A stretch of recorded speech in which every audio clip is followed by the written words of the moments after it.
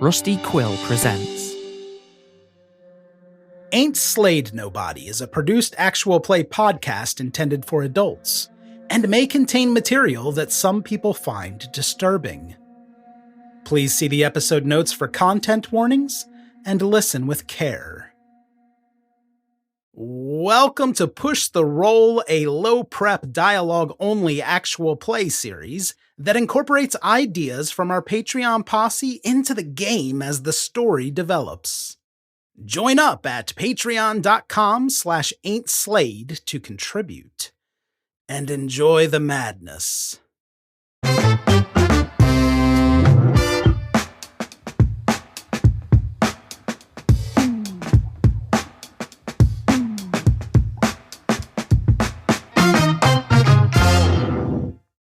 Well, this Christmas special improvised game takes place in the small town of Badger, Minnesota, on Christmas Eve, let's say in the present day. And we have a group of festive merrymakers making their way through the town, bringing Christmas cheer to one and all. Shall we introduce the characters? Alice Powell is a police officer come to Badger after relocating from Manchester, Massachusetts. She's 31 years old, and she's kind of got a no-nonsense demeanor that she's had to adopt because inside she's got kind of like a mischievous, youthful child that just wants to cause a little bit of trouble. Oh, no. And she loves fireworks. Cup. So we know how Cup's character's going to die. Well, we have a couple more intros, Scott. It could be multiple. Junior is how he's known. This guy I'm playing. But he's mysterious. Junior's a stuntman who's in this little Minnesota town for a movie set. And of course, they've shut down production over the Christmas holiday. So he's just kind of killing time. Killing Cup. Killing Cup, hopefully, until filming picks up again in a, couple days or so. He's a pretty good-looking guy. As every character I play is. And he's got short blonde hair. He's humble, too. Yeah, very humble. He's a stuntman, so he's pretty buff. Which might give you a hint as to what he's good at. That's Junior. I'm not going to survive this. All right. Please tell me you're playing Senior, Rina. No, I am playing Hans Tuber. Definitely not German spy. Badger's an interesting place. It attracts all kinds. Is his cover a potato? Oh, he is a potato exporter. Minnesota has many potatoes. Definitely not spy. They're hiding fireworks in the potatoes. I really want to believe that he is actually a potato exporter and he's just trying to convince everyone he's a spy to make himself seem more interesting. He might. But Hans is very tall, with slicked-back dark hair and beard, mustache, and he talks very seriously. And he is very imposing. He has damage bonus, Cup.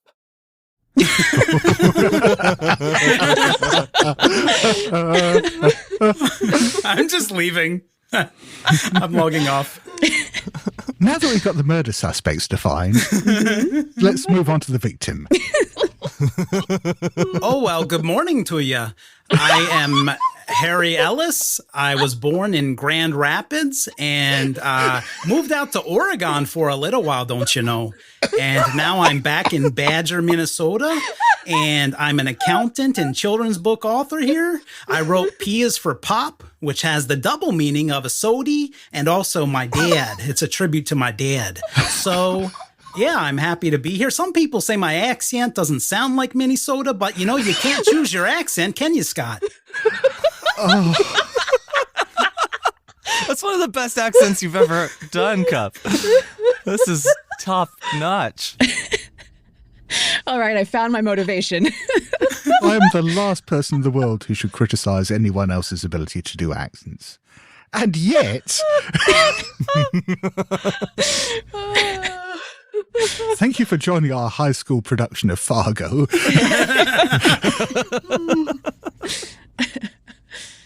So, it is, as we have established, Christmas Eve.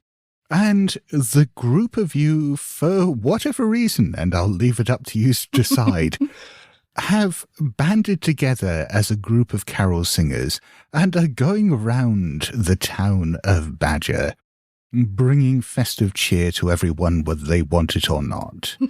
And I just Googled Badger and I did not realize how small it is. I think your group of 4 carol singers is in danger of outnumbering the rest of the community. It is a rather cold yet pretty Christmas Eve. It's now dark, the snow is falling. In a fairly attractive way, there's a few feet of snow on the ground. And you have, I think, been, going round for the last hour or so, house to house, getting chased off by angry people with brooms. And it's getting to the stage where you've largely run out of places to go. On the bright side, there is the old bookshop that's still open. You're passing by that. There's a little bookshop that, I suppose, a testament that it's managed to stay open in this current economic climate in a small town, that it still has an independent bookshop. There are some lights on inside and the sounds, or at least the appearance of activity through the windows. And maybe for those of you who haven't quite finished your Christmas shopping, because who has by Christmas Eve, this is a little chance for you to get those last few items that you've been hoping to pick up. So shall we open with the 4 of you standing there outside this oddly picturesque bookshop? And the main display in the window you can see is of a book you haven't heard of. There's a few display copies in the window that look fairly nicely bound, and it's a book just called A Stranger's Diary. Harry, I'm just saying you're a little pitchy is all, okay? So, obviously we're done with the singing, but you just gotta, just something to think about, Oh, here we are. It might be my accent. Feliz Navidad. Okay. I'm trying to get it. I've been working on it for a long time. Don't you know? You gotta support with your diaphragm. You just gotta, Yeah, listen, Alice. Oh, the sign's covered by snow. What was this bookshop called again? Does anyone remember? I don't know, but we gotta support local business. Oh, wow, you really blew it off there to be supporting it. I mean, we should know the dang name before Amazon puts it out of business. He does have a point, Okay, that's bleak. Yeah, I'm from New Jersey, I guess. Are there any songs about potatoes, Haenze, that you'd like to... Hans. You are like a German Christmas classic or anything? Oh, yeah. No. Asked and answered, okay. Good to know. All right. All right. Gee, this bookstore sure looks interesting. Maybe I can pick up some gifts for my ma. Yeah, I mean, I gotta find a gift for my chief if I, gotta butter him up. I'm kind of trying to go for a detective. So far, it's been slim pickings. All I've been able to find are these fireworks and these lottery tickets. Sounds like Christmas to me. I have tickets to Dollywood for mine brother. Oh. That's a long way off. I do not know what this Dollywood is. Look, Dolly Parton is a national treasure. I think we can all agree. So she would be good hostage. Well, let's go see what books they've got inside this place. I mean, that one in the window looks pretty cool. I'm going to check that out. You go inside and, well, unsurprisingly, it is significantly warmer inside. This is the kind of cozy old-fashioned bookshop you just really don't find anymore.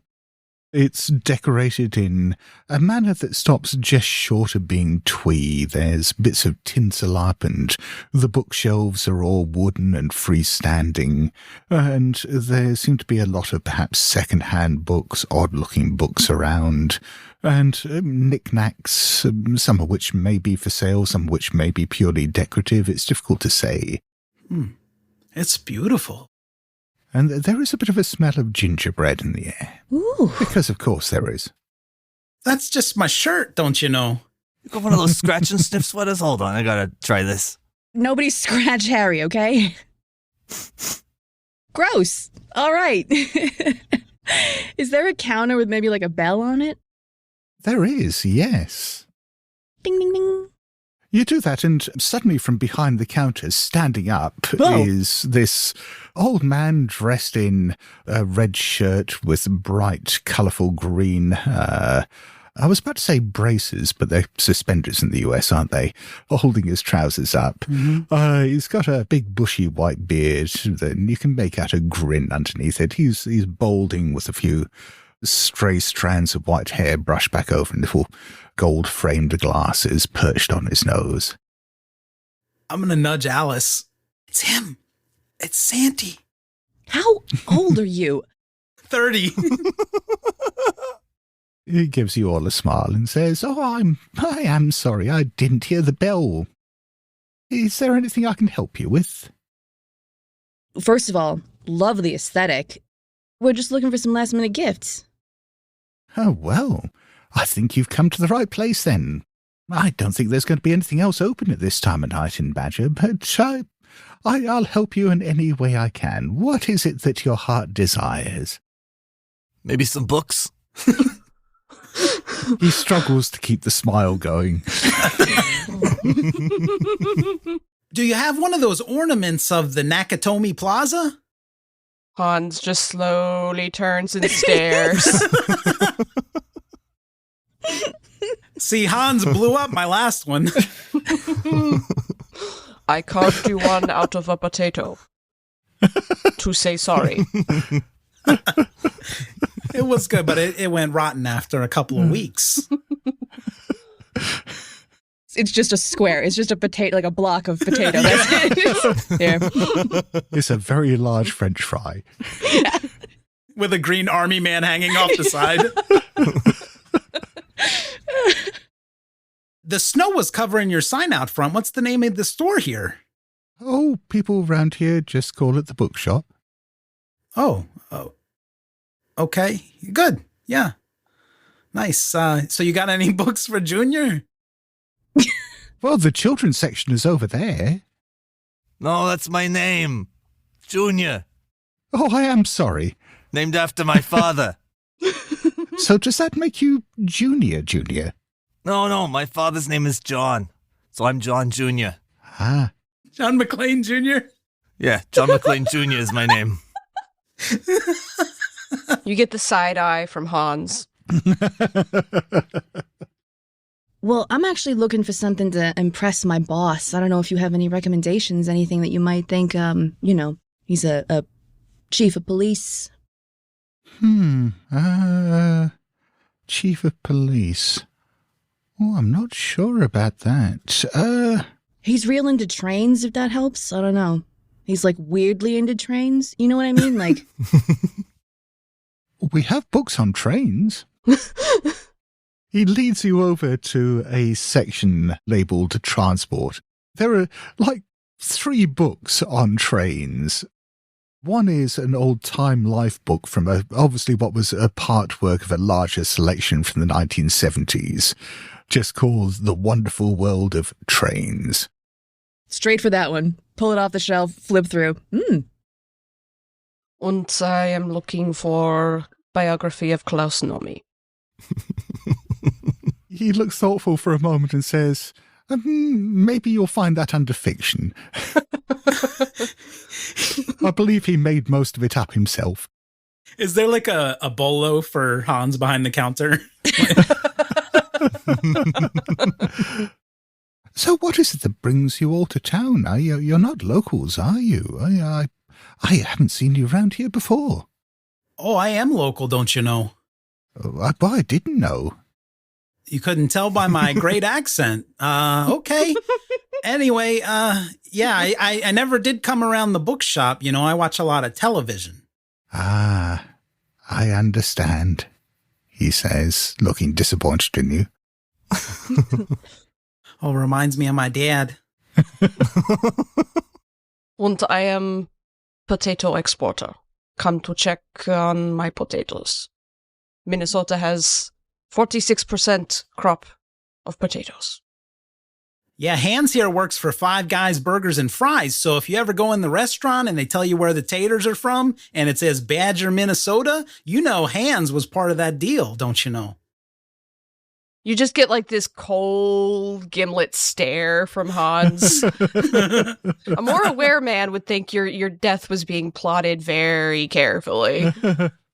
Yeah, and I actually, I work in the next town over. I'm just here providing security for the movie that they're filming.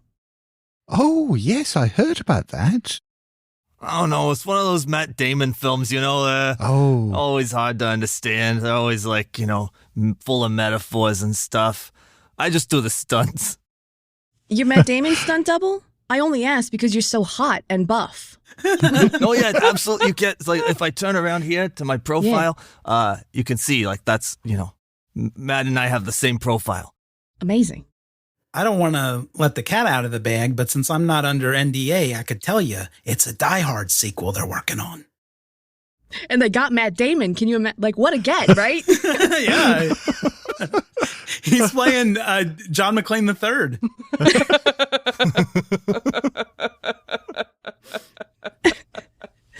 The man nods politely, and he stops for a moment as if listening to something, and you can just make out a scratching sound coming from somewhere. And he says, "Oh, sorry, excuse me, I'll be right back." And he wanders off to a door marked staff only and goes through it. Must have a cat or something. I'm going to take a peek at that book in the window. The real sketchy one. There's a whole pile of them as well on a display table over by the door. There isn't a blurb on the back or anything like that. It's a hardcover book. It doesn't have a dust jacket on it. The title is printed in the cloth cover, and there isn't an author's name given either. It just has written on the front and on the spine, Diary of a Stranger. What the hell? This book doesn't have a blurb or a dust jacket or even an author. Well, what's inside? It might be a notebook you can write your own thoughts in, you know? Oh, yeah, that's probably a pretty good gift. Yeah. Definitely going to check this out. Crack it open. You Americans are all the same. Idiots. Hans just says, perusing the fiction section. Remind me, Hans, how did you get in our little caroling trio? Originally a trio? I heard there was beer. There was not. So Junior is flipping through the Diary of a Stranger. We kind of flick through and come back to the beginning of it. And it seems to be a story, maybe it's a novel, and it seems to start with a group of people caroling in Badger, Minnesota, and going into a bookshop. Whoa! This is uncanny. This book starts with carolers who go into a bookshop. Well. What happens next? Yeah, let's see if it'll tell us our future. You kind of flicker forward a bit, and it almost looks like one of those old choose-your-own-adventure stories. It seems to have branching narratives depending on the choices you make. And at some point, one of the choices you're flicking through is pick up and start reading A Diary of a Stranger. This is amazing. I love Choose Your Own Adventure. I used to have all these when I was a kid. You're already doing it, so just do that one. Yeah, okay. Yeah, I'll do that one. You follow that and you find yourself having gone to the wrong section, and this paragraph ends up with you, and it does mention you specifically by name, smashing Harry's head in with a metal bookend. I think Alice is going to cast a look over to Harry and then quietly to Junior be like, just do that one. Let's see. Just do that one. I want to see it's uncanny, right? Like, it's weird, but just try it. Just see what it does. Yeah, right. These names? Like, there's no way there was... Okay. What happens after that? I mean, Junior's a pretty common name. So's Alice. So's Hans. Harry, I don't know so much. Hey, what you got over there? Oh, books, Yeah, they're boring. I'm going to go try to find a TV in the back through this door that says staff only. Sounds good. Hans. I'm just going to wave over Hans. Hans, come over here. Look at this. Yes. Let's flip to the next page. What happens after? That does seem to be a termination point, and it sort of says to go back to the beginning. Oh. You want to try this? Yeah. Let's see it. I'll hand over the book. This is too much like imagination. You follow a path of decisions through, mostly that just involve browsing the bookshop, and yet somehow this one ends up with Hans strangling Harry with a Christmas sweater. Wait, does it say, is it a scratch and sniff sweater? Does it say? It merely says something about it being ugly and 2 sizes too small. Like Hans's heart. This book knows too much. 1,000-yard stare. Hans, as a cop, I have a strong disposition for profiling, and I'm trying to fight it, but you're not making it easy. I'm going to be honest. Hans just looks down the bridge of his nose. Haven't you thought about it? What, killing Harry? I mean, does the Pope shit in the woods? I mean, yeah, of course, I thought about it. Yeah, I've been here for 2 days. I thought about it like 12 times already. Mm-hmm.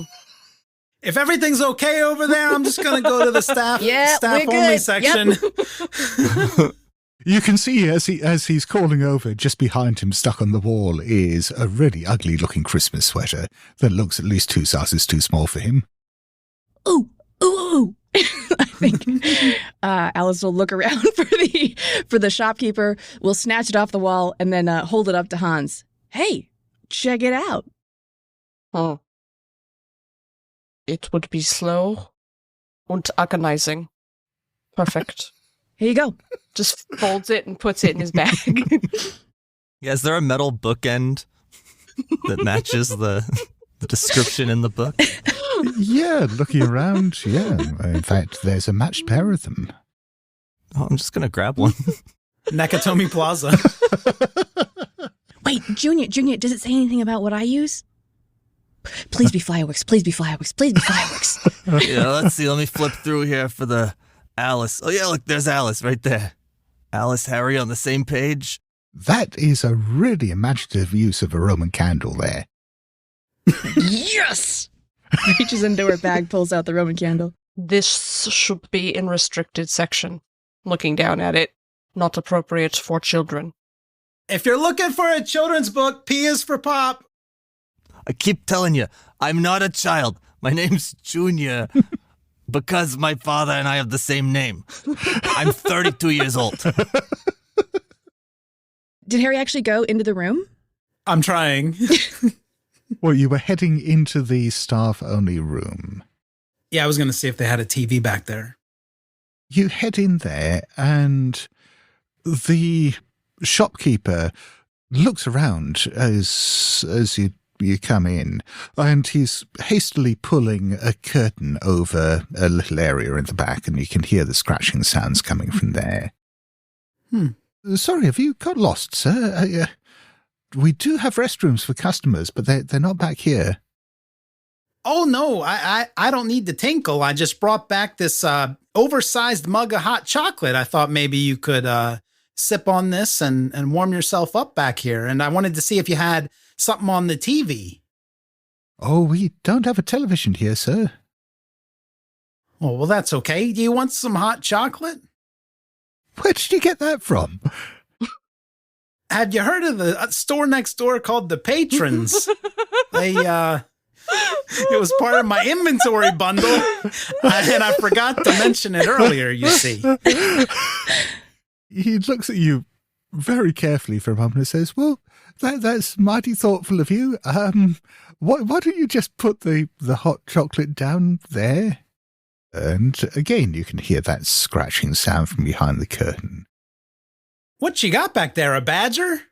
Yes, a badger. It's our mascot. Oh, they're so dangerous. They are. I've never seen one, actually, except for the Wisconsin mascot over there. Do you mind if I take a peek? Oh, you don't want to disturb it. Like you say, they are dangerous and... Oh, I'm not scared. I'm going to go try to pull the curtain. Alice will poke her head into the doorway. Am I hearing reports of an unsecured wild animal? The man is going to try to stop you. Okay. If you're trying to push him out of the way, that is going to be a fighting brawl roll for a maneuver. It's not so much pushing him out of the way as kind of vacantly shoving past him because I'm excited about what's behind the curtain. So you're shoving him out of the way but pretending you're not doing so? Kind of. I want to make a roll, Scott. I want to roll before I die. Fuck. I rolled a 54 over 25. I rolled a 22. So the man grabs hold of your arm with a surprisingly vice-like grip. He's already wearing mittens, you can see, despite the fact that it's indoors. Of course. And he looks at you. His smile doesn't really waver much, and his eyes are still twinkling. And he said, "Sir, please, don't disturb the badgers. They wouldn't like it. You wouldn't like being disturbed, would you, if you were in a cage?" You've got more than one back there. Oh, I just wanted to see it, mister. I'm not trying to hurt him or anything. Why don't you go outside and enjoy the books? And you hear that scratching sound again, and there is a sort of sound that goes with it. Well, next time I come by, I'll bring some hot dish for your badgers. How does that sound? Very strange. That's what we eat in Minnesota. Well, I'm going to go talk to my friends out there. They're probably trying to pick out a gift for me. Your wrist is bruised. That was a strong grip. Old bear reminds me of my dad. You're what? Dead? My dad's dead. It's interchangeable. And you wonder why people kill your characters. I think he knows. He knows what he did. The man closes the door behind you, and you just hear him saying softly, "It's all right, be calm now. Just be patient." And the door clicks behind you. Hey, gang, gather round. I have news. Come on now. Don't be scared. What a weird way to try to engage in a normal interaction. Yeah. I mean, I wasn't until you said it like that. Well, this is usually, there's a huddle before we decide what carol we're going to sing. I feel like this is part of our routine. Hans doesn't ever participate, but, the three of us, I feel like we huddle up. All right, it's time for the old huddle. Yeah. The hairy huddle is what I call it. Hans is standing outside the huddle looking disapproving. The old geezer back there, he's got badgers. Badgers! Like real badgers. And that's what you hear scratching at their cages. He's singing to them, too, or some, trying to calm them down. But, Alice, this can't be legal. Well, as long as it's not ferrets. Maybe that's just California. Did you see how many badgers does he have? You can have a badger in California? How do you know that? As part of the police exam, and it doesn't matter, Harry. Look, just tell me about these badgers. I didn't see them. He wouldn't let me see them, but they've got big, sharp teeth and claws. I could just hear them kind of trying to scratch out. It doesn't sound humane is what I'm really getting at. Is this town's name called Badger, though? It is. That doesn't make it legal, though. So maybe they got like an exception to the rule, like if you're in California and you're in the city of Ferret, well, you can have ferrets there. That's how town names work. This is why I do not go to Great Falls, Montana. That's smart. That's why I don't go to Intercourse, Pennsylvania. Okay, I'm going to go knock on this door again. Harry. Knock, knock, knock. Excuse me, sir. Harry, you can go to hell, Michigan.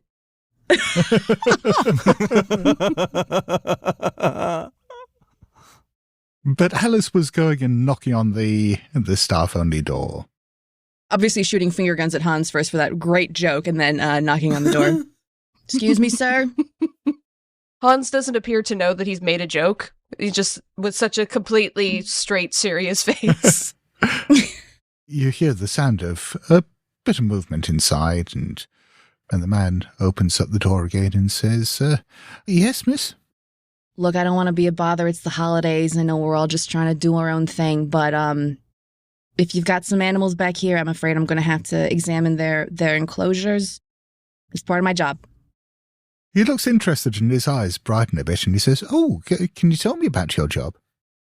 Oh, yeah. I mean, I'm a cop, got my eyes on that detective position though. So, maybe not too much longer, but, the law is my love. So I gotta look. I love the law and all things lawful. Unless it's Hans. It's like dark and light, right? Like there's law and then there's crime, and those two things, they exist because of each other. There's Alice and there's Hans. Two sides of the same coin. What is this, Unbreakable? He looks thoughtful for a moment and says, I suppose if you have to, what if you find you don't want to? What if you find you've made a choice and it wasn't one that you're happy with? You asking me if I can look the other way? If I see something in here that shouldn't be here? No, I'm genuinely interested. What would be your reaction, do you think, if you saw something really horrible? I guess I'd kill Harry?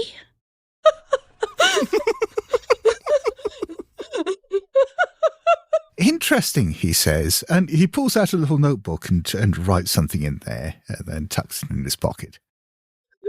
I don't even know where that came from, sorry. Yeah, I don't know, I guess. I mean, life, we make mistakes. We learn. We grow. Live, laugh, love. All that jazz.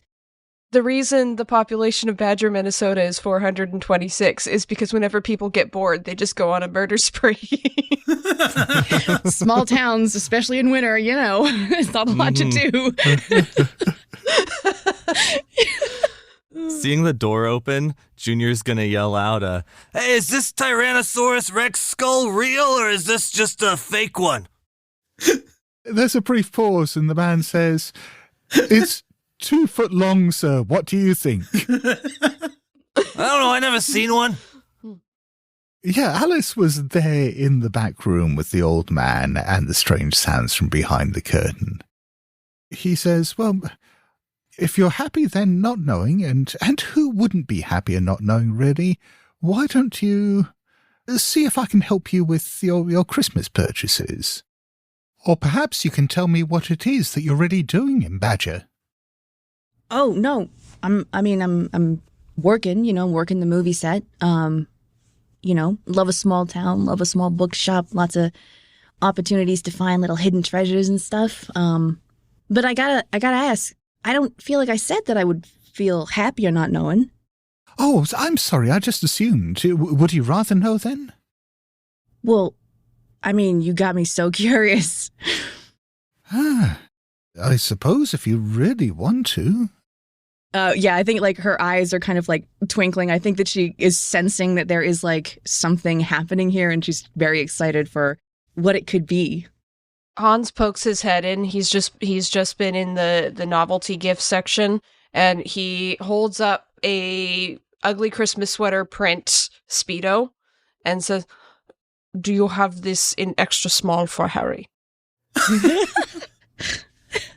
Actually, if you have a normal-sized waistband, I just need never mind. My tailor said some things. I got a tailor here in Badger. For your Speedos, too, yeah. A tailored Speedo? A tailored Speedo? He's just taking the inseam a little bit on my Speedos.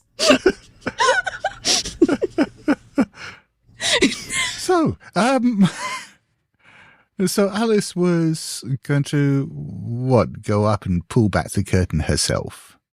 It feels like he's a little bit, at least amenable to the idea of letting her see, so she'll defer to him first.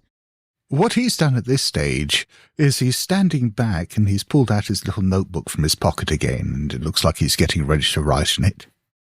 Ooh, Do you mind, sir, if I just go ahead and take a peek? If that's the ending you've chosen, then yes. All right, well, that's an interesting use of the word ending. Okay, I think she's going to go over and draw back the curtain. And you pull back the curtain, and there is what looks like, from the outline of it, maybe a bookshelf. The shelves are each converted into cages. There's bars on them, or at least a mesh over the front of each one. And inside you can see in the gloom from behind the curtain these twisted little shapes that, well, they're all wearing clothes, but they look a bit bestial. There is definitely something of the badger about them. These glinting little dark eyes and glints of little teeth, and these little hands with claws that are poking out, and some of them shaking the bars, some of them scratching at the wood, all going. From the clothes, they do look an awful lot like a lot of the people you've seen wandering around town, dressed in the same kind of way. Are they wearing Minnesota Vikings jerseys or something? Do you want to give me a sand roll? Because this is, I think, at least a mildly weird thing. Do I want to? Well, that's a super fail. I do not need Alice in a bout of madness, please. No, it's not going to be that much. It's only 2 points. I do want to remind you that I am still holding this Roman candle. Sorry, please continue. Sir, I don't think you're feeding your badgers the right thing. They look a little malnourished and also dressed. You think they look hungry? Yes, that tracks. That tracks. Maybe you better open up the cages and make sure that they're properly nourished. Oh, goodness, I better open up these cages and make sure that they're properly nourished. She'll go for one of the closest cages. Does Junior still have his copy of Diary of a Stranger? Yeah, he's still got it. As you're flicking through, there's one of the tracks that's just ended up with Alice opening up some cages and being devoured by homunculi.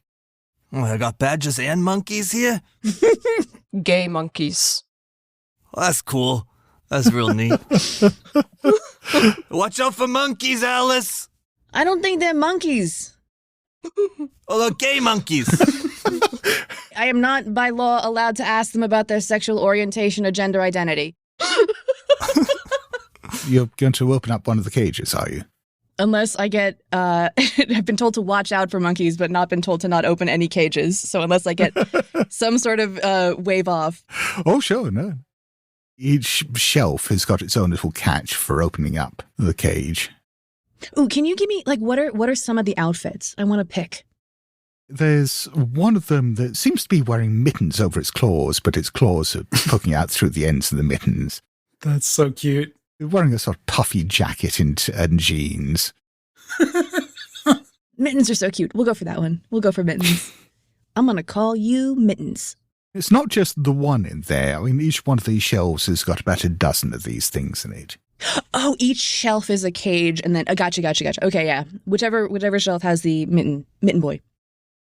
You flick the catch, and almost immediately, this swarm of these humanoid-looking badgers just push the gate open and start dropping down onto the ground. There's this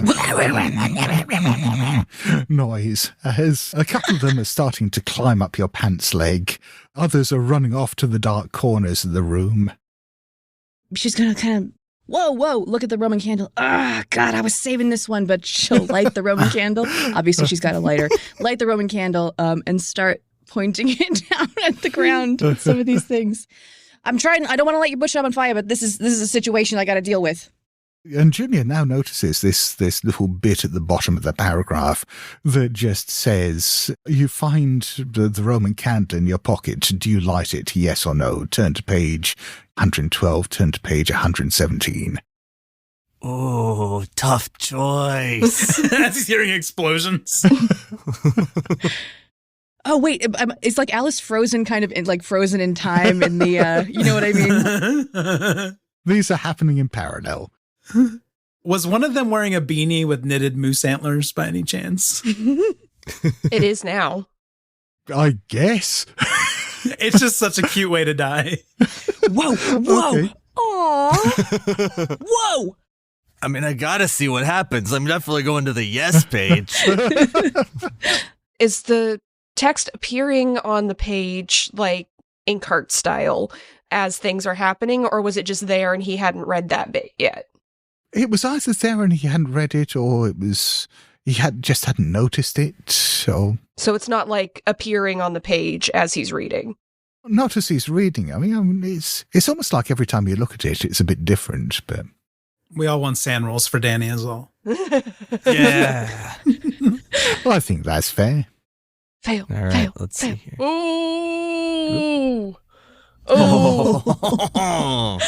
96. Oh, okay. What is your SAN? It is 60. Oh, so it's not a fumble. Darn. You do lose 4 points of SAN, however. All right. Certainly, Harry and Hans can perhaps see Junior standing there just staring almost disbelievingly at this book, just frozen, as there is the sound of ripping, scuttling, growling, and maybe the sound of a Roman candle getting lit. Let's find out.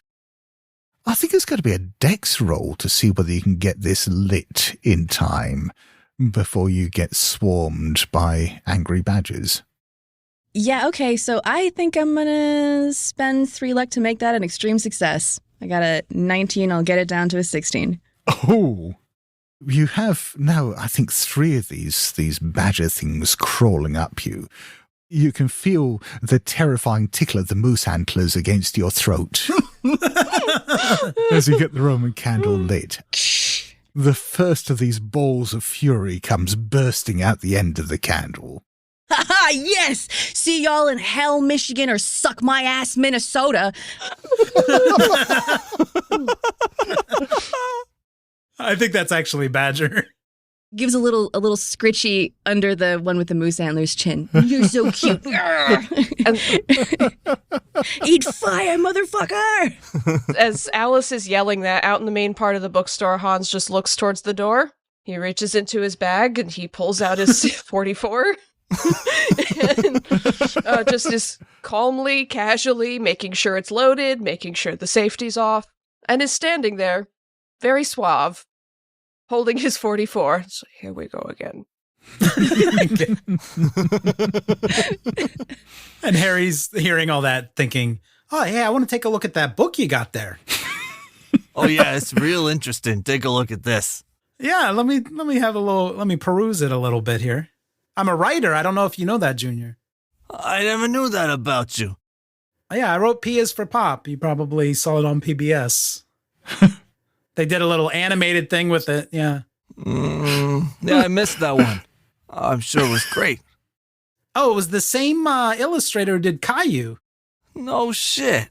I know that one. Yeah, that one's a classic. Yeah, they couldn't finish all the frames. Yeah.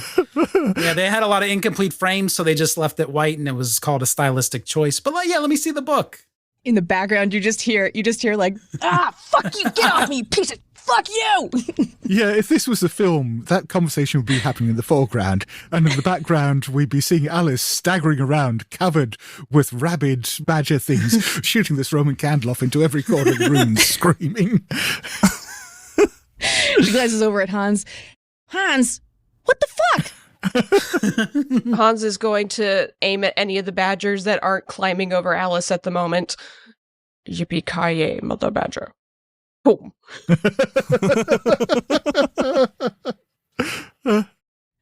More frenzied finger guns from Alice. Nice one! Hans can stand there and calmly just shoot these badgers as they come out of the room. I'm more concerned about Alice and how effectively you're going to be able to use this Roman candle to de-badger yourself. De-badgering. And not light myself on fire as well, I'd imagine. Yeah. I was thinking that she's probably wearing a lot of polyester. I just want to put that out there. So what you're saying is there's going to be more than one Roman candle by the time this is done. One of them will be swearing a lot more than the other one.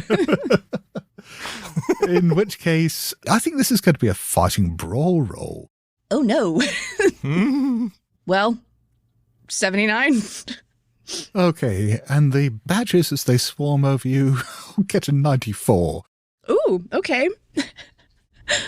All this polyester is actually working in your favour. They are clambering over you. You are like a badger adventure playground at the moment, but they're not getting to anywhere sensitive. They haven't managed to get to any exposed flesh to wound you. You can feel the sharp little claws digging through the polyester, but it's working like armour at the moment. Oh, I've never been so thankful for H&M's shitty quality. Ugh. Thank you, potential sponsor H&M. The Roman candle is firing wildly all over the room on that roll, and there's just little balls of fire. One of them goes out into the main floor area with the bookstore, and it bursts up against the display window. Can I have a luck roll for Alice? Absolutely. If you pass, it hits Harry. If you fail, it hits Harry. Well, luckily I passed. So you haven't managed to set your immediate vicinities on fire yet, but you do perhaps have that moment of realization in all the midst of the panic that you are surrounded by a lot of, say, cloth curtains and cardboard boxes and books and stuff like that, and you keep seeing these showers of sparks going up against them, and every now and then it looks like one of them is going to catch fire, but it hasn't yet. Huh. Well, I hope this guy has good insurance and just keeps firing around. If these things are still on her, she's still, like, engaging with the Roman candle. Where's the shopkeeper? Is he just twiddling his fingers, smiling in the corner? No, he's making notes in his little leather notebook, watching all this as it's going on. This isn't quite working out, is it? He says. What? There's fire. Hans, Bubby, everything okay? Harry, give me that book! I'll fight him for the book. There's a whole display of them right beside you, but the two of you are fighting over the same copy. Yes. Haenze is shooting away at the badgers, and the man says, shall we reset? She's still fighting off these things. What? What? Turn back to page 1. Turn back to page 1, Harry! The four of you are then standing in front of the counter as the shopkeeper's there tucking his notebook inside his pocket. There's no sign of the badgers. And he said, well, that didn't really work, did it? Do you want to try something else this time? Do we remember the... Oh, yeah. Do we remember everything that's happened? Okay. I think I speak for all of us when I say, yes. Actually, I think this probably calls for a sand roll. Yes. Oh, yeah. Are you sure Harry knows what's going on enough to make a sand roll? Are you arguing for... Whatever. I failed. This is why you have to fail an intelligence roll in order not to go into a bout of madness. I failed. I failed as well. I failed. Wow. Alice succeeds. She is so... There's a part of her that is so excited and so ready for this. Junior only loses 1 point of sand. Harry loses 2. And Hans, fucking hell, I hate this dice roller, only loses 2 as well. Aww. When that happens, as Hans loses 2 points of sanity, he's going to... Does he still have his gun out, or have they reset to how they were when they came in? Yeah, no, you still got your gun in your hand. Okay, so he's going to turn around, like whip around, point his gun at the shopkeeper and say, "What is happening? I am going to count to 3. There will not be a 4. Oh, we're going straight for page 47, he says. What is das?" Junior definitely flips straight to page 47 and starts reading. There is Hans shooting the shopkeeper in the face. 1, 2, 3. Bang. He falls down behind the counter. You see a big chunk of his head blow off and falls down behind the counter. Junior, turn back to page 1 again. Okay. Once upon a time, a bunch of people were caroling and they walked into a bookshop. Alice kind of leans over the counter. You back there? He's still lying there. Oh. Alice, I think maybe you need to arrest Hans? Oh, I kind of said it properly. I wouldn't try it. Alice kind of goes behind the counter. And does he still have he's lying there, but does he still have the gunshot wound? Oh, yeah. Oh. Why the hell didn't that work? I think she'll kick him a little bit. It's very, very police-like. Just would nudge him with her boot. And you hear the sound of the door opening from the employees area, and the man walks out from there. Was ist das? Oofda. Page 1. Yes, page 1. Page 1. And the body's still there? Oh, yeah. I think that needs a sand roll for Hans. Well, I will never refuse a volunteered sand roll. If anyone else wants to go for one. Oh, Yeah. I passed. Yeah, double bodies. One of them dead, one of them live. Oh, cool. I'll roll for that. I passed, unfortunately. I failed by 1. Oh, I barely failed as well. I failed. So Harry loses 6 points of sand. Jesus Christ. Woo! Bout of madness. Bout of madness. Okay, let me see. My intelligence is probably not high. Yeah, I failed. So I'm okay.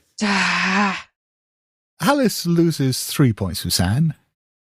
And Junior only loses 2. Here we go. I'm guessing that there's a lot of frozen standing there looking between the live man and his dead body on the ground. He says, well, before we continue, let me just get rid of this. He bends down and he starts dragging his corpse into the employee's room. Sir? I'll be with you in a moment. Please be patient, sir. I'd like to follow him. I gotta find a gift for Ma. No way I'm giving her this book.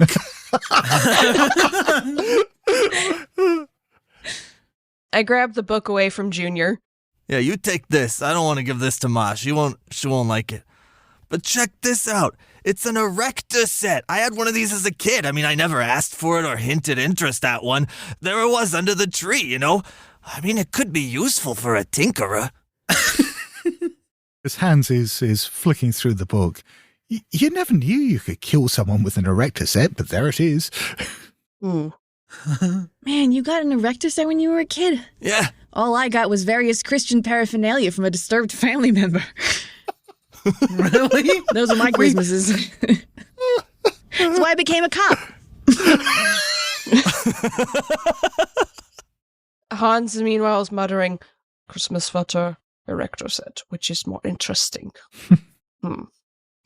And side glancing at Harry.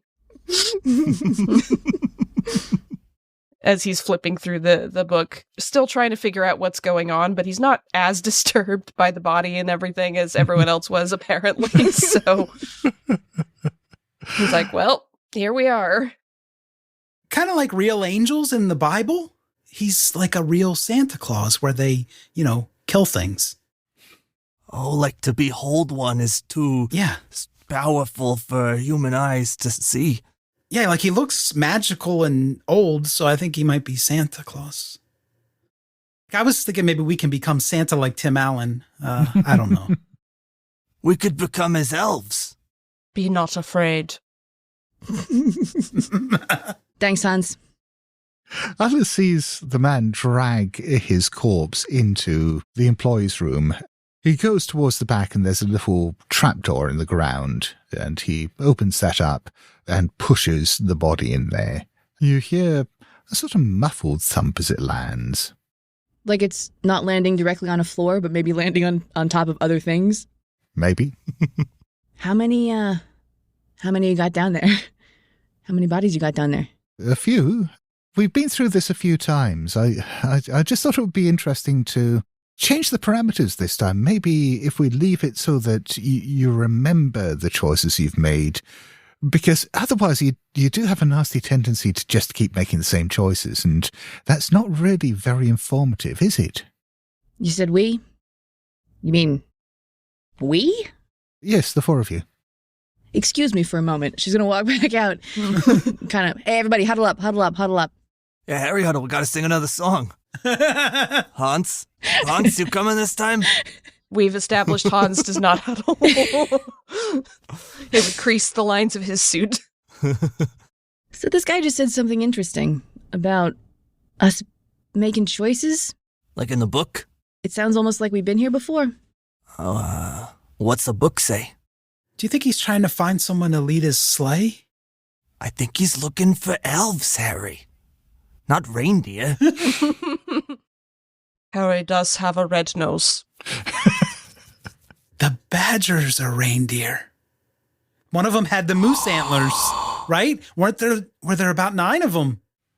I hate that I'm saying this, but Harry's making a lot of sense. Yeah, for the first time in 2 days. I actually don't want to kill you. Wait, what? That makes one of you. Just figure of speech. Yeah, it's a common saying Oofda. in New Jersey. Okay. I'm the only one who hasn't read the book. Maybe I can change our fate. I could write in the margins and change the story. He takes out his click pen where when you click it on, the bathing suit goes on, and when you click it off, the bathing suit comes off. No. You are a man of class, Harry. Bubby. Are you taking the book off hands, or are you using one of the dozens of other copies there are, or are you just carrying on fighting over the same one? You know what? Since it's only because it's Hans, I'm going to get another copy because I know that I can't take it away. Oh, I'm disappointed. I wasn't ready to die in that moment. What is Hans looking for in this book? He's looking for the path that gets him out. He wants to leave and he wants to go home. He hates Minnesota. He hates Harry. He hates potatoes. He just wants to go home and have a pretzel and a beer and forget he ever went to America in the first place. Put on some lederhosen. Such a great list of things to hate. Then I'll tell you what, give me a library use roll. First time I've made a character with very low library use. 88. Nope. It is difficult to navigate your way through this because it is just all branching choices, and it does seem like just the smallest choice has repercussions down the line, and just following those all the way through. And the book is much bigger than you anticipated. I mean, going through, it didn't look that big at first, but yeah, it looks like there are maybe thousands of pages in this. Scheiße.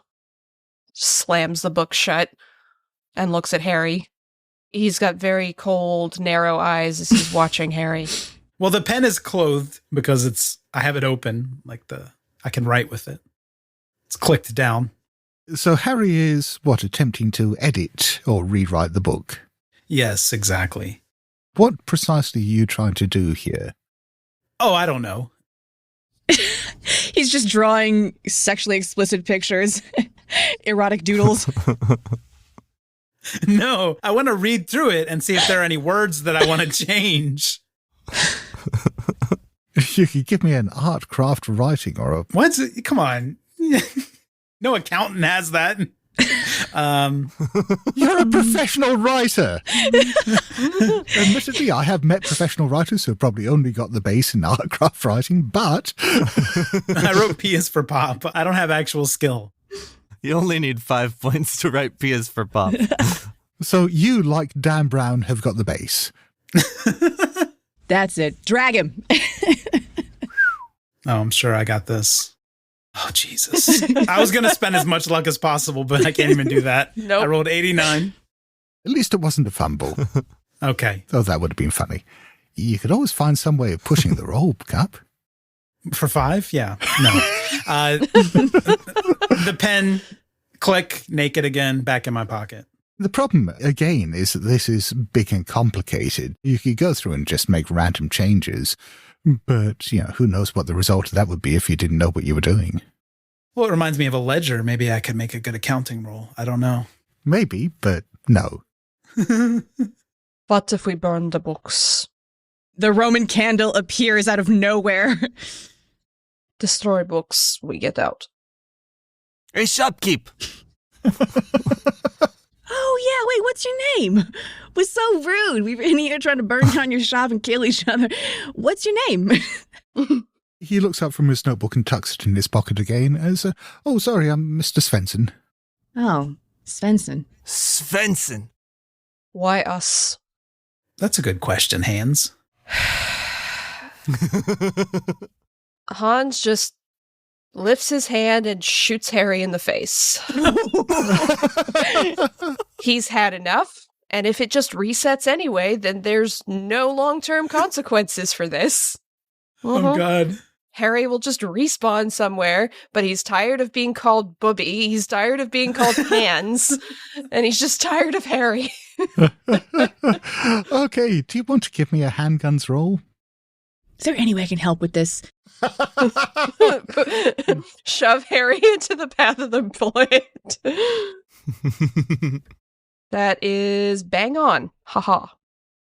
65 on 65. No. Oh, don't forget you get a bonus die for point blank range. Oh, that's right. I'm looking at my hit points. That only gets down to a 55, so still a normal success. What kind of gun is it? 44. Of course it is. I said what it was when I pulled it out earlier, and nobody said anything, so here we are. This is like deja vu. So I believe 44 is 1d10 plus 2? Yes. So that's going to be 9. I had good hit points, so I'm down to 4. Okay, do you want to give me a constitution roll? Not in particular. We could go straight to you being unconscious. Let me try. Hans is just like, this is not real. That means this is a fantasy. That means I can kill Harry as many times as I want to. It's a Christmas miracle. Yeah, I failed by 9. You shoot Harry in the head, but you miss the cranium slightly and you just blow his jaw off. He swings there for a moment and then crumples down to the ground, his tongue lolling out of the ruined remains of his jaw. Shut up, Harry. So wicked. Hans, wait, do me now. If you insist.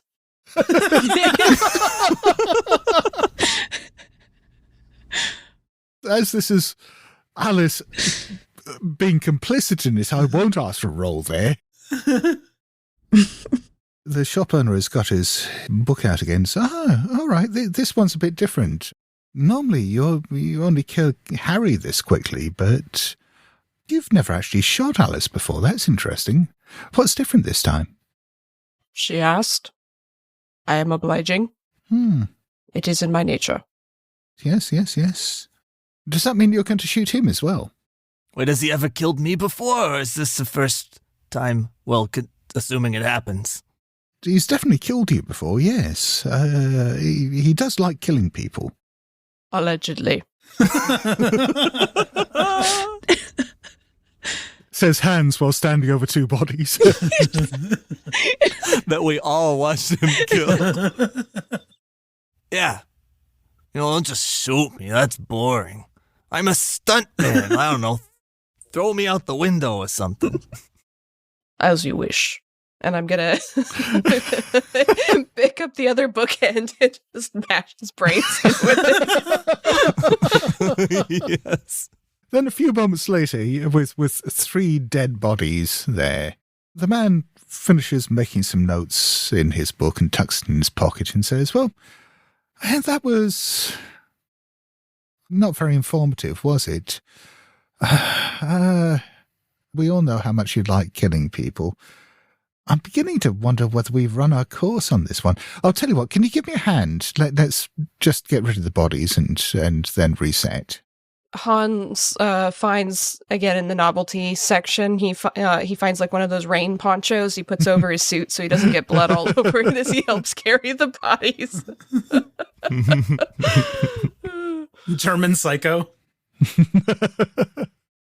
You can, as you're helping Svensson drop the bodies down there, just see in the light that's going down that there does seem to be quite the pile of bodies down there. Good fertilizer for potatoes. As I throw Harry down. Did you know human bodies make best fertilizer for the best tasting potatoes? He says, yes, I did. How do you make tater tots? Yes, you've told me that. He flicks back 57 times so far. Hans just kind of shrugs. What do you say this is a common method of fertilizing potatoes? Do you think if we encouraged people to grow more potatoes, that would lead to an increased number of murders? Could be. Interesting. All right, yes. I should have asked that one before. And he makes a quick note. I think maybe more if you have more murders, you have more potatoes.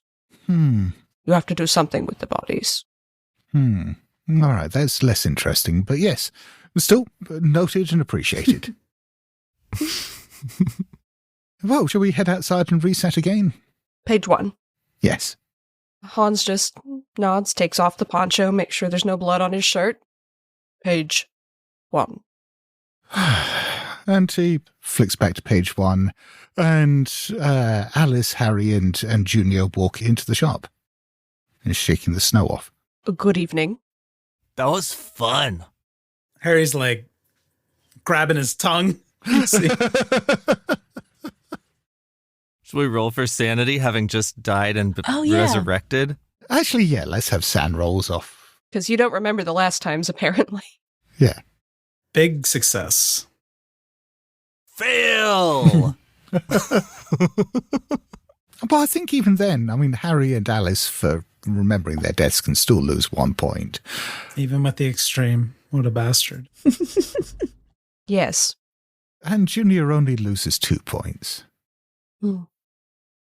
It's perhaps easy to pretend that wasn't real. He's had to fake die so many times in his stunts. He's in that headspace. He's confronted his own mortality. Hands, Bubby? What? Why'd you shoot me there?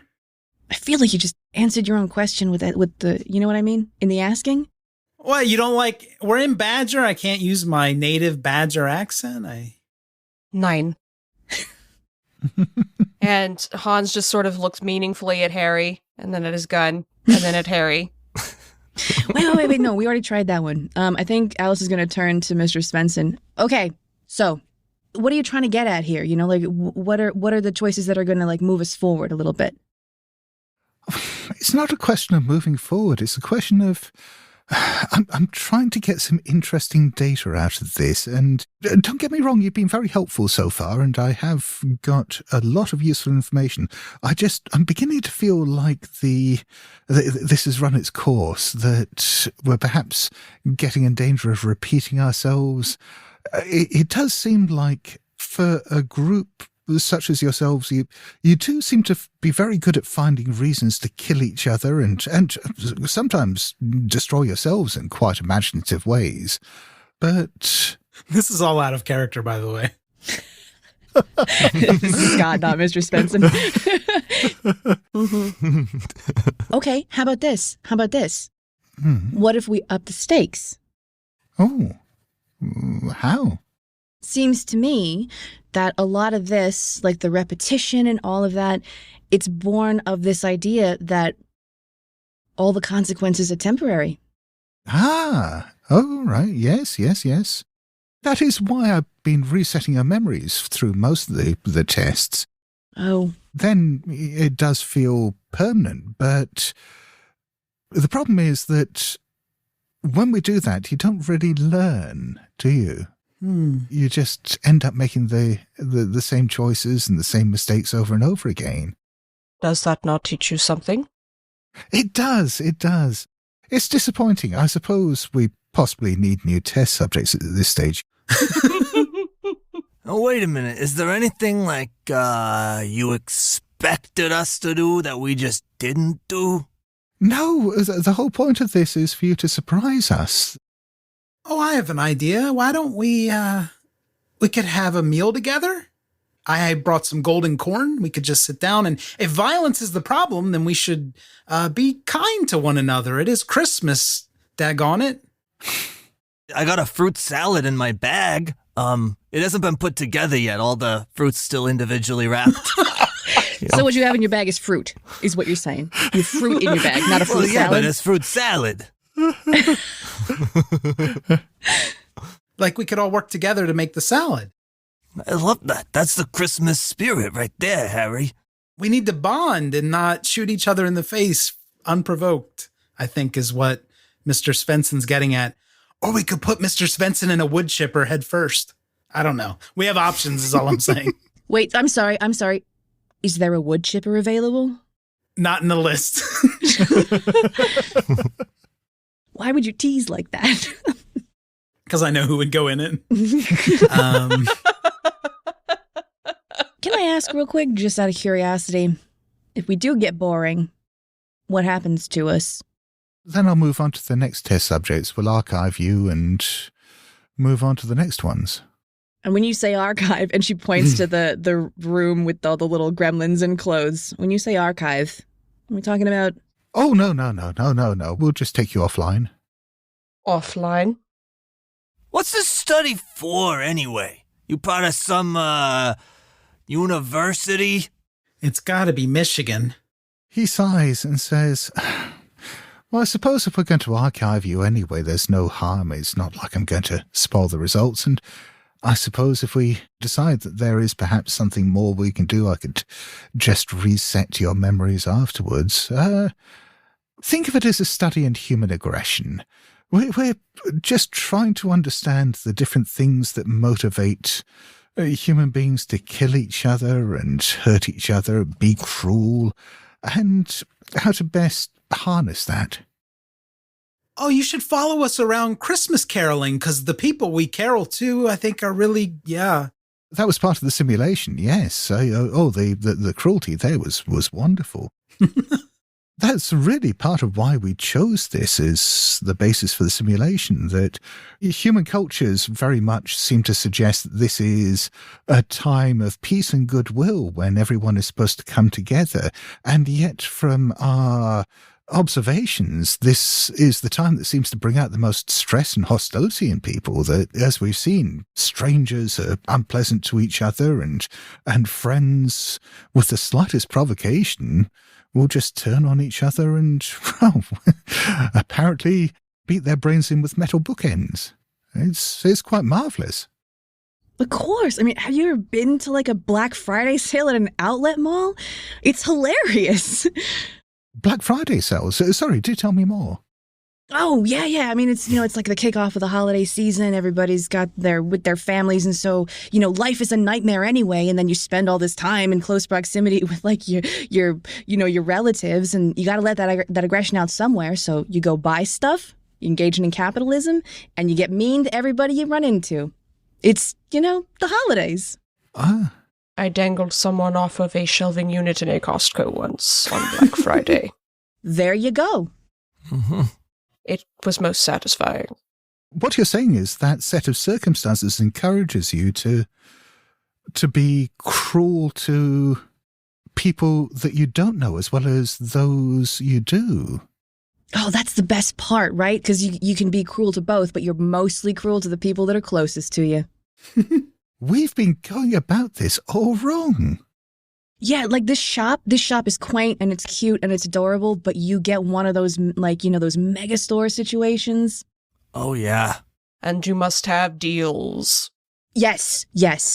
Yeah. I mean, this book's cool and all, but have you ever seen an 80-inch TV? Once the prices are raised a week before so that when on Black Friday you lower them to normal, people think they get a great deal. It's aggression, it's lies. It's all the worst. It's the best. Yeah. I mean, I'd kill Harry for a new TV. Fighting over a giant box of Twizzlers. Or even a box of Twizzlers, sure. But it's 11 months from now, so you got a bit of a wait. Gonna have to keep us around. Yeah. The man finishes writing his notes and puts his notebook away and says, yes, I think you've given us quite a lot to think about here, really. We're going to retool the simulation, and, maybe it's not time to archive you yet. Yeah, you got pull me in, coach. I am so good in a Black Friday sale. Ugh. You have to get creative. You cannot just shoot people. But if you're going to do this, you got to make sure the deals are fire. Is that metaphorical or literal? You can do both. No, but I like this. Should we order some pizza or something? Do just full brainstorming session? You can sit down. I got a loaf of banana bread. Okay, hang on. Junior, do you have a loaf of banana bread or do you have flour and some aging bananas in your bag? Yeah, I got a loaf of banana bread. You just got to put it together, add water, put it in the oven. I don't understand what you're getting at. Well, this is all very heartwarming, but not very productive. So let's take you offline for the moment, shall we? And then, well, I'll be seeing you soon, he says, and everything goes black. Hans feels like he's falling off of a very tall building as everything goes black. He's reaching up. And shall we leave it there?